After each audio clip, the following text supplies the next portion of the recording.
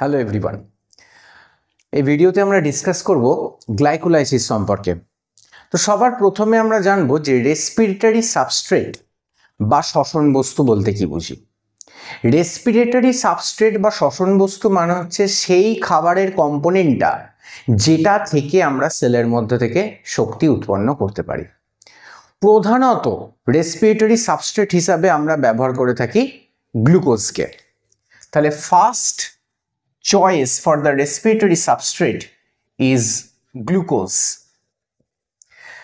মানে আমি এটা বলতে চাইছি আমাদের যে প্রত্যেক দিনের ডেইলি যে সমস্ত খাবার দাবার like staple crops like paddy, wheat, এগুলোর মধ্যে রয়েছে স্টার্চ এবং আফটার ডাইজেশন হজম হওয়ার পর সেটা আলটিমেটলি গ্লুকোজ হিসাবেই আমাদের প্রত্যেকটা সেলের মধ্যে পৌঁছে যায় এবং সেই গ্লুকোজের ফার্দার অক্সিডেশনের মাধ্যমে সেখান থেকে আমরা শক্তি উৎপন্ন করে থাকি।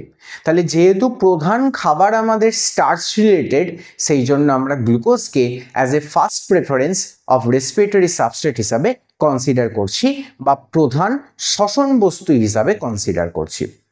তাহলে কি গ্লুকোজ ছাড়া আর অন্য কোনো কিছুই কি তাহলে রেসপিরেটরি সাবস্ট্রেট হতে পারে না যেখান থেকে আমরা শক্তি উৎপন্ন করতে পারি? ডেফিনেটলি গ্লুকোজ ছাড়াও ফ্যাট আমাদের রেসপিরেটরি সাবস্ট্রেট হিসাবে কনসিডার হতে পারে, প্রোটিন আমাদের রেসপিরেটরি সাবস্ট্রেট হিসাবে কনসিডার হতে পারে। এমন তো নয় যে আমরা যখন খাই তখন শুধুমাত্র কার্বোহাইড্রেট খেয়ে থাকি, আমরা প্রোটিনও খেয়ে থাকি, আমরা ফ্যাটও খেয়ে থাকি। ওকে, ফ্যাট ভাঙলে আমরা পাচ্ছি ফ্যাটি অ্যাসিড এবং গ্লিসারল। সেই ফ্যাটি অ্যাসিড থেকে ফার্দার প্রসেসিংয়ের মাধ্যমে আমরা শক্তি জেনারেট করতে পারি। আবার প্রোটিন যদি ভাঙি সেখান থেকে পাবো অ্যামিনো অ্যাসিড, সেই অ্যামিনো অ্যাসিডের ফার্দার প্রসেসের মাধ্যমে আমরা সেখান থেকেও শক্তি উৎপন্ন করতে পারি। বাট প্রধান চয়েস আর first choice as respiratory substrate হচ্ছে গ্লুকোজ। এইবার এই যে সেলুলার রেসপিরেশন প্রসেস, সেই সেলুলার রেসপিরেশন প্রসেসেতে আমার প্রধান লক্ষ্য হচ্ছে এই গ্লুকোজ থেকে শক্তিকে তৈরি করা। কি করে তৈরি করতে হবে? তার জন্য এই গ্লুকোজকে কতগুলো স্টেপের মধ্য দিয়ে যেতে হবে, মাল্টিপল স্টেপের মধ্য দিয়ে যেতে হবে এবং তারপর সেখান থেকে আমি এনার্জি হিসাবে এটিপি পাবো। একবারে বার্নিং এর মতো ব্যাপারটা নয় যে কোনো কিছু পোড়ালাম, যেটা ফুয়েল, সেটাকে কম্বাসশনের মধ্যে ঠেলে দিলাম এবং সেখান থেকে লাইট অ্যান্ড হিট এনার্জি তৈরি হয়ে গেল। রেসপিরেশন মানে সেলুলার রেসপিরেশনে কিন্তু ব্যাপারটা এরকম একদমই নয়। গ্লুকোজ থেকে শক্তি উৎপন্ন করার পদ্ধতিটা স্টেপ বাই স্টেপ হয়ে থাকে এবং প্রত্যেকটা স্টেপ এখানেতে এনজাইম কন্ট্রোলড, প্রত্যেকটা স্টেপ এনজাইম দ্বারা টোটালি কন্ট্রোলড এবং প্রত্যেকটা স্টেপে ধীরে ধীরে ধীরে ধীরে শক্তি বাইরে বেরোতে থাকে, এনার্জি রিলিজ হতে থাকে এবং এই যে প্রত্যেকটা স্টেপে স্লোলি স্টেপ বাই স্টেপ যে এনার্জি রিলিজ হচ্ছে, সেই রিলিজড এনার্জি এটিপি ফর্মে কিন্তু বডিতে স্টোর থাকে। যখন কোনো আমাদের কাজ করার দরকার পড়ে তখন আমরা সেই স্টোর থাকা এটিপিকে ইউজ করতে পারি।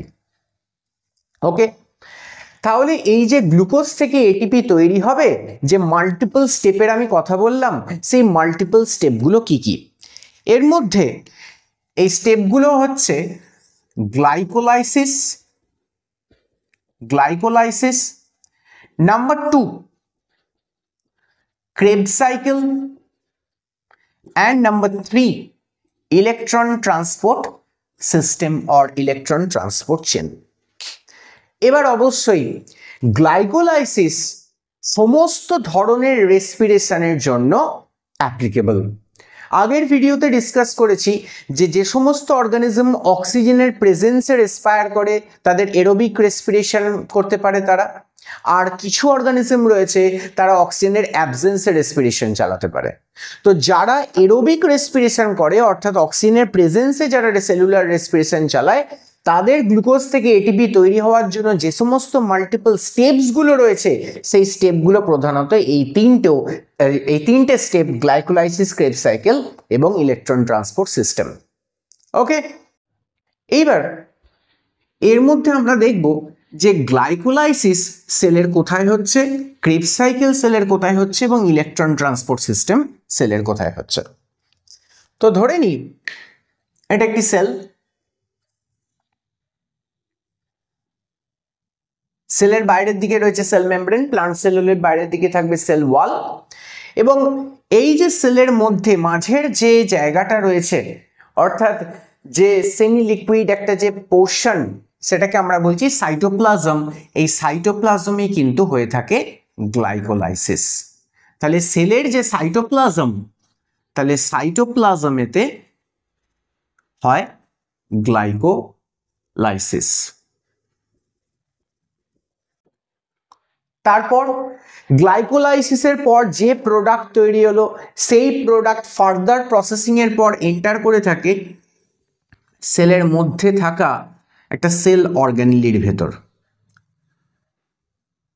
সেই সেল অর্গানেলিটার নাম হচ্ছে মাইটোকন্ড্রিয়া। গ্লাইকোলাইসিসের পর যে প্রোডাক্ট তৈরি হলো সেই প্রোডাক্ট এন্টার করে মাইটোকন্ড্রিয়ার মধ্যে। Okay, so this one is mitochondria. মাইটোকন্ড্রিয়ার মাঝে যে অংশটা রয়েছে এটাকে কি বলে? Mitochondrial matrix.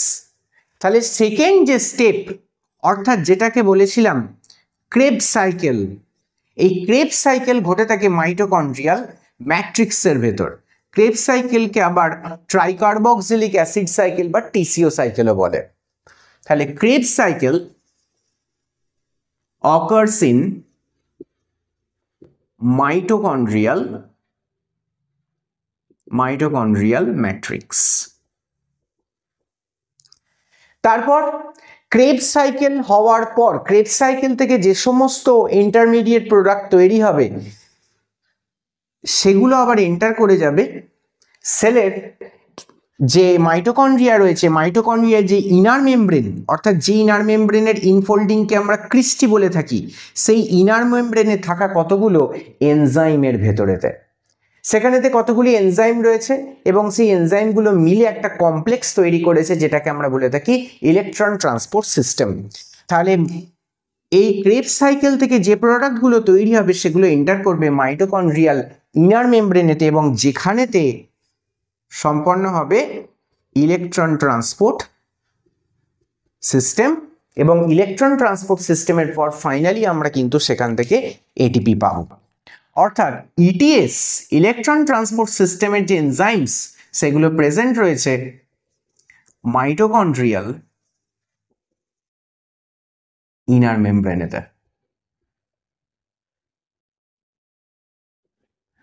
ওকে, তাহলে এরোবিক রেসপিরেশনের যে তিনটে step, step number 1, step number 2 and step number 3, এই তিনটে স্টেপ তিনটে জায়গায় সম্পন্ন হচ্ছে। নাও স্টার্ট করছি গ্লাইকোলাইসিস। প্রথমেতে গ্লাইকোলাইসিস টার্মটাকে দেখব। গ্লাইকোলাইসিস, এখানে গ্লাইকো কথার অর্থ হচ্ছে গ্লুকোজকে বোঝাচ্ছে, গ্লুকোজ, এবং লাইসিস, লাইসিস মানে এখানে বোঝাচ্ছে ব্রেকডাউন, অর্থাৎ গ্লুকোজের যে ব্রেকডাউন প্রসেস তাকে বলা হচ্ছে গ্লাইকোলাইসিস প্রসেস। গ্লাইকোলাইসিস যে প্রসেস রয়েছে এই গ্লাইকোলাইসিস হচ্ছে কি ইউনিভার্সাল প্রসেস। ওকে, গ্লাইকোলাইসিসের আরো একটা নাম আছে, গ্লাইকোলাইসিসের আরেকটা নাম হচ্ছে ইএমপি পাথওয়ে।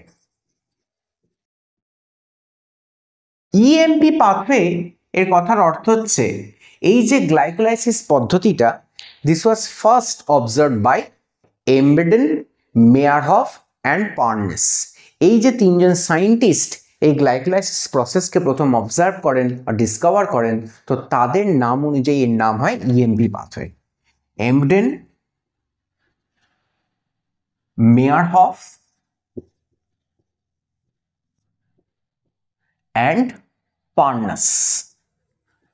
ওকে, এই তিনজন সায়েন্টিস্ট, এদের তিনজনের নাম অনুসারে গ্লাইকোলাইসিসের আর একটা নাম হচ্ছে কি ইএমপি পাথওয়ে। নাও গ্লাইকোলাইসিসকে আরো একটা কথা বলা যায়, এটা হচ্ছে একটি universal step. Universal step glycolysis. কেন ইউনিভার্সাল স্টেপ? ইউনিভার্সাল স্টেপ এই কারণে গ্লাইকোলাইসিস, কারণ এই গ্লাইকোলাইসিস কিন্তু সমস্ত রকম সেলের মধ্যে দেখতে পাই। সেটা প্রোক্যারিওটিক যদি সেল হয় মানে ব্যাকটেরিয়াল সেল, তার মধ্যেও গ্লাইকোলাইসিস দেখতে পাবো। আবার সেটা যদি ইউক্যারিওটিক সেল হয় তার মধ্যেও গ্লাইকোলাইসিস দেখতে পাবো। অর্থাৎ গ্লাইকোলাইসিস সেই জন্যকে বলছি ইউনিভার্সাল স্টেপ। শুধু তাই নয়, গ্লাইকোলাইসিস কিন্তু এরোবিক রেসপিরেশন যাদের মধ্যে হচ্ছে যে সমস্ত অর্গানিজম, সেখানেও কিন্তু এই গ্লাইকোলাইসিস প্রেজেন্ট রয়েছে। আবার আমি যদি নিই অ্যানএরোবিক যে সমস্ত অর্গানিজমগুলো রয়েছে, সেই সমস্ত অ্যানারোবিক অর্গানিজমের মধ্যেও কিন্তু গ্লাইকোলাইসিসকে পাওয়া যাচ্ছে। তাহলে ইউক্যারিওটিক সেল, প্রোক্যারিওটিক সেল বোথের মধ্যেই গ্লাইকোলাইসিস প্রেজেন্ট হয় যখন এনার্জি প্রোডাকশন হচ্ছে। যারা এরোবিক রেসপিরেশন করে তাদের মধ্যেও গ্লাইকোলাইসিস অবজার্ভ করতে পাচ্ছি। আবার যারা অ্যানারোবিক রেসপিরেশন করছে, যে সমস্ত ব্যাকটেরিয়া বা যে সমস্ত অর্গানিজম, তাদের মধ্যেও কিন্তু গ্লাইকোলাইসিস প্রেজেন্ট। সেই জন্য গ্লাইকোলাইসিসকে বলা হচ্ছে ইউনিভার্সাল স্টেপ। ওকে, এবার গ্লাইকোলাইসিস পদ্ধতি কি করেতে অকার করছে সেলের সাইটোপ্লাজমের মধ্যে, সেটা ইন ডিটেলস এবার আমরা জানবো।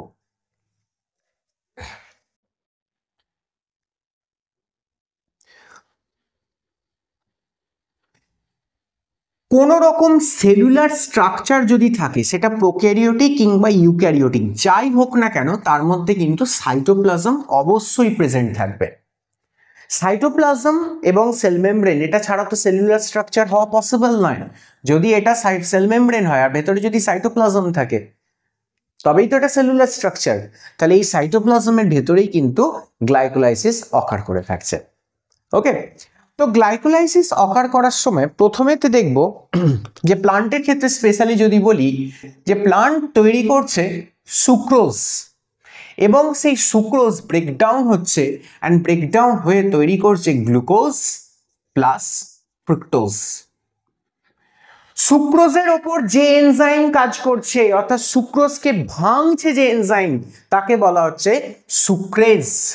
সুক্রোজের ওপর কাজ করছে সুক্রেজ অর ইনভার্টেজ। সুক্রোজকে ভাঙার জন্য এনজাইম সুক্রেজ অর ইনভার্টেজ, এবং তৈরি করলো গ্লুকোজ এবং ফ্রুক্টোজ। ওকে, এই যে গ্লুকোজ তৈরি হলো, অর্থাৎ যেটা হচ্ছে C6H12 এবং O6, যার মধ্যে কার্বন রয়েছে 6টা। এই 6টা যে কার্বনযুক্ত গ্লুকোজ, এটি গ্লাইকোলাইসিস প্রসেসের মধ্যে স্টেপ বাই স্টেপ ব্রেকডাউন হবে এবং তৈরি করবে পাইরুভিক অ্যাসিড আর পাইরুভেট। একটা পাইরুভিক অ্যাসিডের মধ্যে কার্বন থাকে 3খানা, গ্লুকোজের মধ্যে কার্বন আছে 6টা। তাহলে 6টা কার্বন, 3টে কার্বন যুক্ত 2খানা পাইরুভিক অ্যাসিড তৈরি করবে। তবেই তো 3 + 3 6খানা পাইরুভিক 6খানা কার্বন আমি মেলাতে পারবো। তাহলে একটা কার্বন, 6টা কার্বন যুক্ত গ্লুকোজ, 3টে কার্বন যুক্ত পাইরুভিক অ্যাসিড গ্লাইকোলাইসিসের এন্ড প্রোডাক্ট হিসাবে তৈরি করছে। কি করে হচ্ছে এটা তৈরি, সেটা দেখে নেওয়া যাক। এই যে গ্লুকোজ থেকে পাইরুভিক অ্যাসিড তৈরি হবে, এখানেতে টোটাল রয়েছে 10টা স্টেপ। স্টেপ বাই স্টেপ রিয়াকশনটা অকার করছে। তো এখানেতে 10টা স্টেপ রয়েছে, আর প্রত্যেকটা স্টেপ কিন্তু এনজাইম রেগুলেটেড স্টেপ। ওকে, তো সবার ফার্স্টে রয়েছে গ্লুকোজ, যার মধ্যে 6টা কার্বন, 1 2 3 4 5 এবং 6টা কার্বন, এই রয়েছে গ্লুকোজ।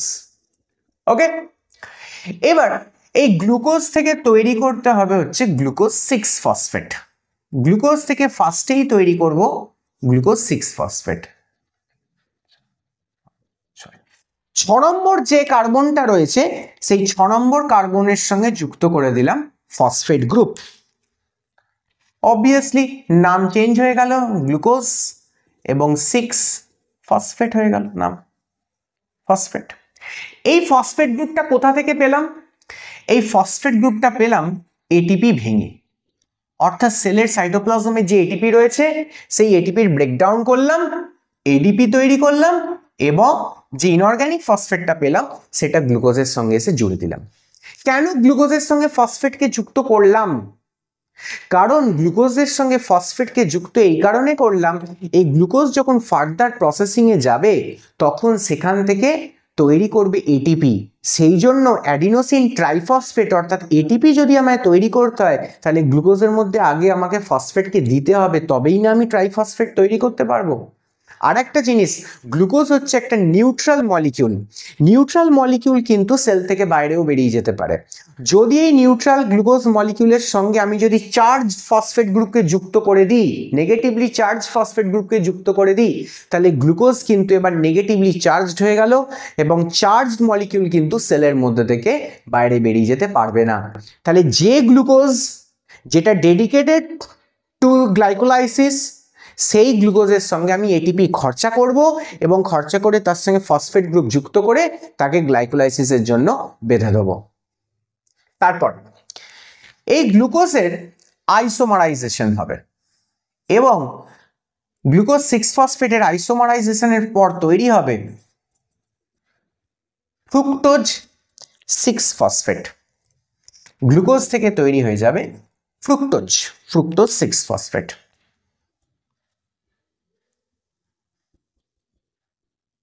ফ্রুক্টোজ 6-ফসফেট।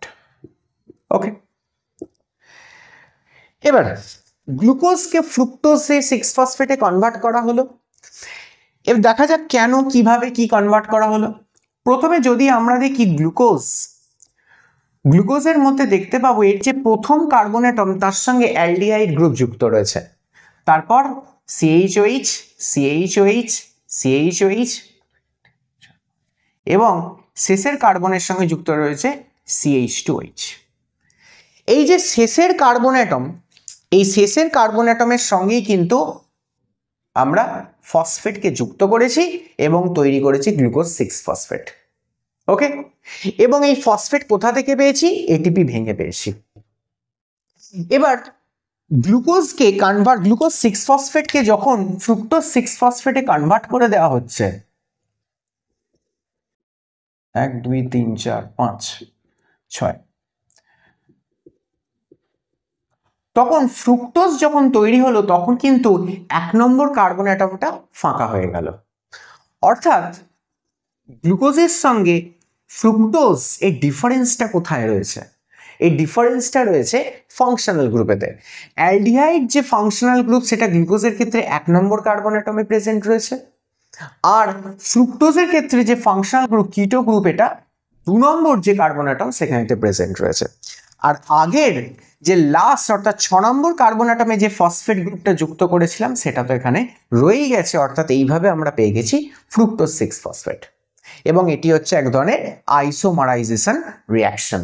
ওকে, অর্থাৎ এখানে ফাংশনাল গ্রুপ চেঞ্জ হওয়ার জন্য গ্লুকোজ আর ফ্রুক্টোজ একে অপরেতে পরিবর্তিত হয়েছে, এরা আইসোমার একে অপরের। নেক্সট, ফ্রুক্টোজ 6-ফসফেট থেকে আমরা তৈরি করব ফ্রুক্টোজ 1,6-বিসফসফেট। অর্থাৎ 1 2 3 4 5 6, 6টা কার্বন তো রয়েছে এবং তার 6 নম্বর কার্বন অ্যাটমে ঠিক আগের মতো ফসফেট গ্রুপ তো যুক্ত আছেই, সঙ্গে আবার 1 নম্বর কার্বন অ্যাটম। অর্থাৎ যে 1 নম্বর কার্বন অ্যাটমেতে CH2H রয়েছে সেখানেতেও কিন্তু আমরা করে দিলাম একটা ফসফেট গ্রুপ যুক্ত।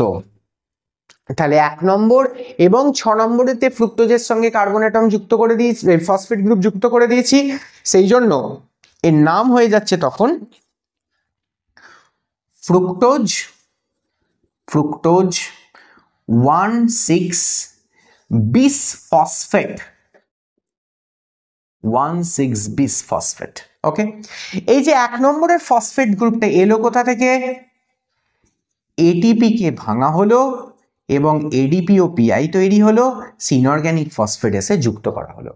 তাহলে আমরা যেটা দেখতে পাচ্ছি যে 1 নম্বর স্টেপ, 2 বাদ দিয়ে 3 নম্বর স্টেপ, এই 1 এবং 3 নম্বর স্টেপ গ্লাইকোলাইসিস, এখানে কিন্তু এটিপি খরচা হচ্ছে, আমরা ইনভেস্ট করছি, কারণ পরবর্তীকালে সুদে আসলে ইনভেস্টেড এটিপি এবং কিছু এক্সট্রা প্রফিট এটিপিও যাতে তুলে নিতে পারি।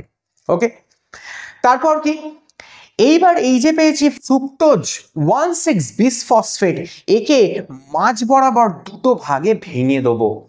অর্থাৎ 3টে কার্বন আর ফসফেট, আবার ডান দিকেও 3টে কার্বন আর ফসফেট, এইরকম দুটো ভাগে এটাকে ভেঙে দেবো ফার্দার। এবং এই যে যখন ভেঙে দেব তখন হবে অ্যালডোল কন্ডেনসেশন, অর্থাৎ এনজাইম এখানেতে লাগছে অ্যালডোলেজ। 1 2 3, তিনটে কার্বন, তার সঙ্গে যুক্ত করে দেবো একটা ফসফেট গ্রুপ, এবং যে মলিকিউলটা তৈরি হবে তার নাম হবে গ্লিসারালডিহাইড 3 ফসফেট, গ্লিসারালডিহাইড 3 ফসফেট, এটা তৈরি হবে। এবং আরও একটা মলিকিউল তৈরি হবে তিনটে কার্বনের, যার সঙ্গে যুক্ত থাকবে অবভিয়াসলি আরও একটা ফসফেট গ্রুপ, যার নাম হবে dihydroxy acetone phosphate, dihydroxy acetone phosphate. Okay, তো গ্লিসারালডিহাইড 3 ফসফেট এটাকে আমরা লিখব G3P, এবং ডাইহাইড্রক্সি অ্যাসিটোন যে ফসফেট রয়েছে এটাকে আমরা শর্টে ব্র্যাকেটে লিখে নেব DHAP, DHAP। ওকে, এবার এই যে গ্লিসারালডিহাইড 3 ফসফেট এবং ডাইহাইড্রক্সি অ্যাসিটোন ফসফেট যে এ দুটো তৈরি হয়েছে, এটা কিন্তু একে অপরের মধ্যে ইন্টারচেঞ্জও হয়ে যেতে পারে। অর্থাৎ প্রথমে গ্লিসারালডিহাইড 3 ফসফেট থেকে ফার্দার রিয়াকশন চলবে, এবং তারপর ডাইহাইড্রক্সি অ্যাসিটোন ফসফেট কনভার্ট হবে গ্লিসারালডিহাইড 3 ফসফেটেতে, এবং সেম রিয়াকশনকে আবার কন্টিনিউ করবে। ওকে, এবার এই যে স্টেপটা যেটা এতক্ষণ পর্যন্ত আমরা করেছি, সেখানেতে in the very first step, 1 number স্টেপেতে আমরা কি দেখতে পাচ্ছি, যে গ্লুকোজ থেকে তৈরি হচ্ছে গ্লুকোজ 6 ফসফেট। যেখানেতে এটিপি খরচা করে ফসফেট আমি বসাচ্ছি, সেখানেতে একটা এনজাইম লাগে, সেই এনজাইমের সঙ্গে যুক্ত হয়ে থাকে কাইনেজ, এবং এনজাইমটার নাম হচ্ছে হেক্সোকাইনেজ। কাইনেজ এই নামটা এনজাইমে তখনই ইউজ হয় যখন সেখানেতে এটিপি ইনভলভ হচ্ছে। ওকে, নেক্সট তারপর গ্লুকোজ 6 ফসফেট থেকে আমরা তৈরি করছি ফ্রুক্টোজ 6 ফসফেট, এবং ফ্রুক্টোজ 6 ফসফেট থেকে আমরা বানাচ্ছি ফ্রুক্টোজ 1,6 বিস ফসফেট। এখানেতে আরো একটি এনজাইম ইনভলভ রয়েছে, যে এনজাইমটার নাম হচ্ছে ফসফোফ্রুক্টোকাইনেজ, পিএফকে, ফসফোফ্রুক্টোকাইনেজ। এবং এই স্টেপটা হচ্ছে রেট ডিটারমাইনিং স্টেপ। কেন রেট ডিটারমাইনিং স্টেপ? কারণ এই যে এনজাইমের অ্যাক্টিভিটিটা হচ্ছে খুব স্লো।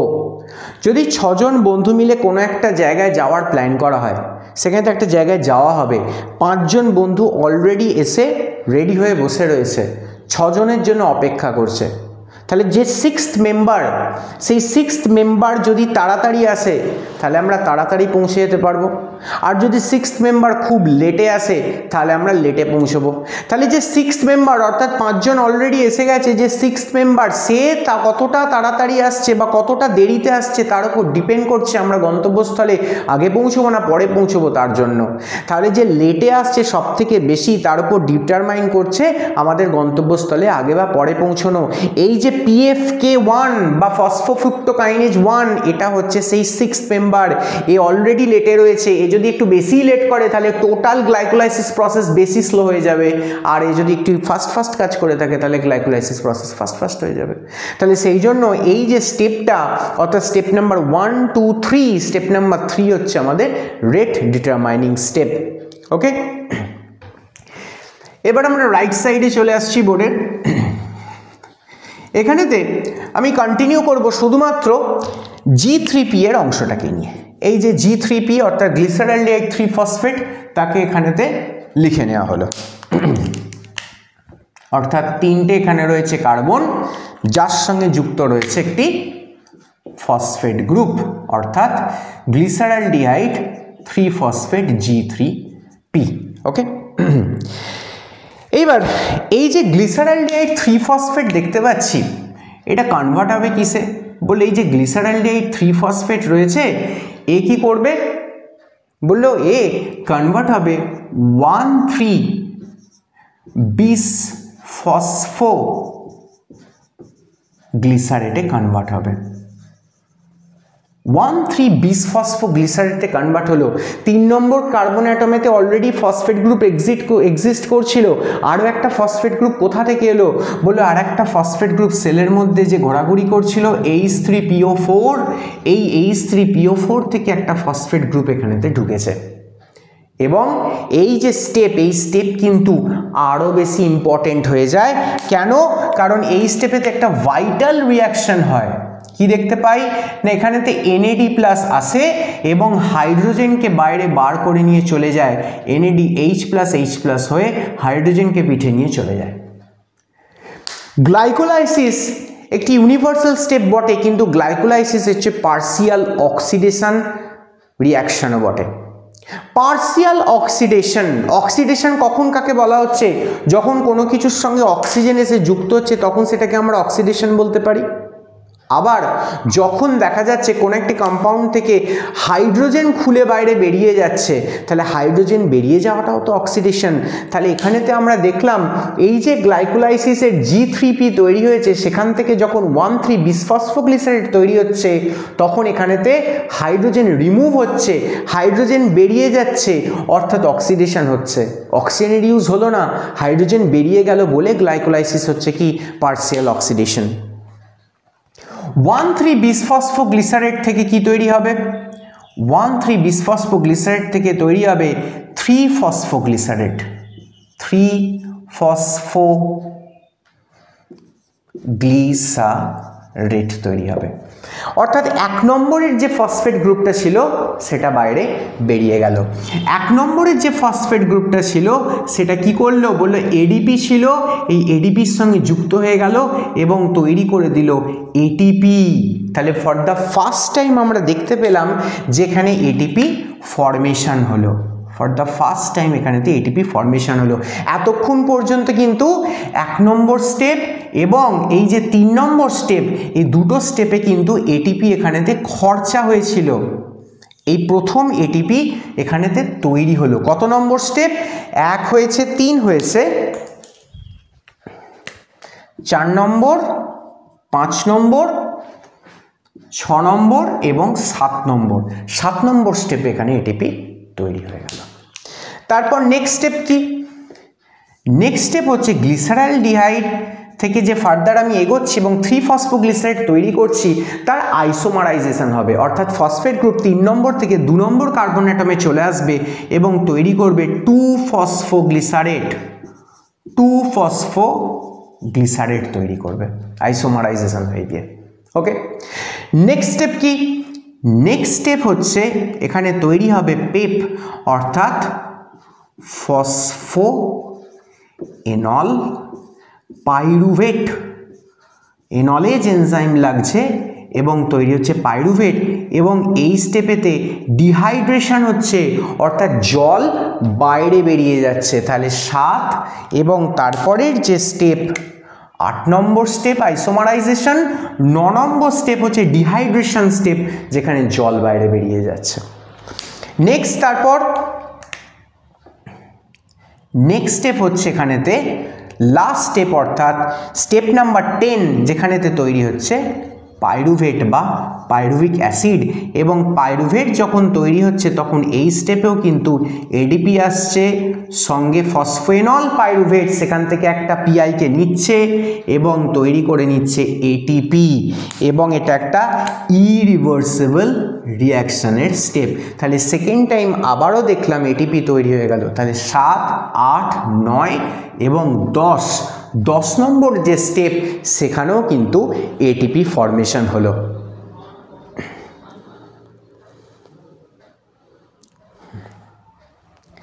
দশ নম্বর স্টেপেতে ATP ফরমেশন হলো। এখানে পাইরুভেট তৈরি হলো, গ্লিসারালডিহাইড 3-ফসফেট থেকে পাইরুভেট তৈরি হয়েছে। একটা পাইরুভেটের মধ্যে কতগুলো কার্বন রয়েছে? বলে একটা পাইরুভেটের মধ্যে কার্বন রয়েছে 3খানা, 3C। তাহলে গ্লিসারালডিহাইড 3-ফসফেট থেকে একবার পাইরুভেট তৈরি হবে, তারপর ডাইহাইড্রোক্সি অ্যাসিটোন ফসফেট কনভার্ট হবে গ্লিসারালডিহাইড 3-ফসফেটে, সেখান থেকে সেম রিয়াকশান আরও একবার চলবে, মানে আরও একবার পাইরুভেট তৈরি হবে। ইন টোটাল তাহলে কি দেখতে পাবো? ইন টোটাল আমার 2খানা পাইরুভেট তৈরি হবে। একবার এই যে এখানে গ্লিসারালডিহাইড 3 ফসফেট 3 কার্বন যুক্ত, সেখান থেকে এই রিয়াকশনটা ওয়ান টাইম চললো, একটা 3 কার্বন যুক্ত পাইরুভেট তো তৈরি হলোই, কিন্তু এখানে গ্লিসারালডিহাইড 3 ফসফেট তো শুধু তৈরি হয়নি, ডিএইচএপি অর্থাৎ ডাইহাইড্রক্সি অ্যাসিটোন ফসফেটও তৈরি হয়েছিল, সেও কিন্তু কিসে কনভার্ট হবে, গ্লিসারালডিহাইড 3 ফসফেটে কনভার্ট হবে, সেম রিয়াকশন আর একবার চলবে এবং তারপরে বাকি 3টে কার্বনের আরও একটা পাইরুভেট মলিকিউল, টোটাল 2টো পাইরুভিক অ্যাসিডের মলিকিউল তৈরি হবে। তাহলে এই যে টোটাল রিয়াকশন, এই প্রত্যেকটা রিয়াকশন তাহলে দুবার করে হবে। তাহলে এই যে 1,3 বিসফসফোগ্লিসারিক অ্যাসিড দুবার তৈরি হবে, 3 ফসফোগ্লিসারেট দুবার তৈরি হবে, 2 ফসফোগ্লিসারেট দুবার তৈরি হবে, 2 ফসফেনল পাইরুভেট অর্থাৎ পেপ এটাও দুবার তৈরি হবে, রাইট। এবার এখানেতে 7 নম্বর এবং 10 নম্বর স্টেপেতে এটিপি তৈরি হয়েছিল, একবার G3P দিয়ে এটিপি তৈরি হলো, আবার তারপর আরও একবার তাহলে এটিপি তৈরি হবে, তাহলে এখানেতে এটিপিও কি হবে বলে এটিপির সঙ্গেও 2 কিন্তু মাল্টিপ্লাই হয়ে যাবে, ওকে। তাহলে এই যে আমরা দেখতে পাচ্ছি যে গ্লাইকোলাইসিস, এই গ্লাইকোলাইসিসের সমস্তগুলো স্টেপ কিন্তু এনজাইম দ্বারা কন্ট্রোলড, যাতে এনজাইম দ্বারা প্রত্যেকটা স্টেপ কিন্তু নিয়ন্ত্রিত হয়েছে এবং এখানেতে মোস্ট ভাইটাল হচ্ছে PFK step number 3 is the most vital step. এই যে 1 থেকে এখানেতে দেখতে পাচ্ছি যতক্ষণ না পর্যন্ত 2টো মলিকিউল তৈরি হচ্ছে গ্লিসারালডিহাইড 3 ফসফেট এবং ডাইহাইড্রক্সি অ্যাসিটোন ফসফেট, এই যে স্টেপ নাম্বার 1 থেকে শুরু করে 5 নম্বর স্টেপ অবধি এই যে প্রসেসটা, এই এত অবধি জিনিসটাকে বলা হয় থাকে প্রিপারেটরি ফেজ। কেন এখানটাকে প্রিপারেটরি ফেজ বলা হচ্ছে?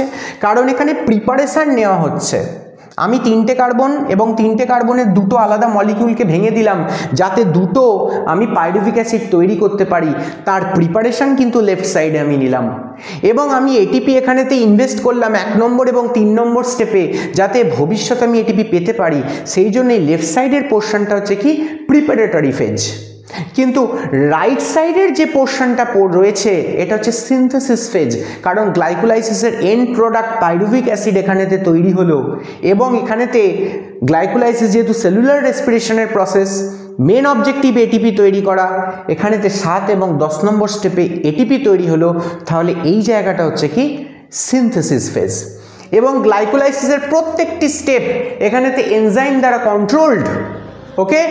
সেই জন্য এই প্রত্যেকটা এনজাইম চালানোর জন্য কোনো না কোনো কোফ্যাক্টর দরকার পড়ে। গ্লাইকোলাইসিসের মেজর যে এনজাইমগুলো রয়েছে তাদের ক্ষেত্রে কোফ্যাক্টর হলো Mg++, ওকে। এবার এই যে গ্লাইকোলাইসিস প্রসেস, এই গ্লাইকোলাইসিস প্রসেসটা তৈরি করতে এটিপি খরচা হয়েছে কতগুলো বলে, এখানে একটা এটিপি খরচা হয়েছে, এখানে একটা এটিপি খরচা হয়েছে, তাহলে আমি এখানে এটিপি খরচা করেছি 2টো, ওকে। এটিপি গেইন করেছি কতগুলো বলে, এখানে একটা এটিপি গেইন করেছি, এখানে একটা এটিপি গেইন করেছি এবং এই স্টেপ 2বার করে চলেছে, তাহলে 2বার করে এটিপি গেইন করেছি, টোটাল 4টে এটিপি গেইন করেছি। তাহলে এটিপি গেইন করেছি হচ্ছে এখানেতে 4খানা এটিপি গেইন করেছি। তাহলে সকালবেলা বিজনেস স্টার্ট করলাম, 2 টাকা ইনভেস্ট করলাম, 4 টাকা বিজনেস থেকে নিয়ে গেলাম, তাহলে প্রফিট কত? তাহলে 4 থেকে 2 আমাকে মাইনাস দিতে হবে, তাহলে 2 টাকা আমার নিট প্রফিট।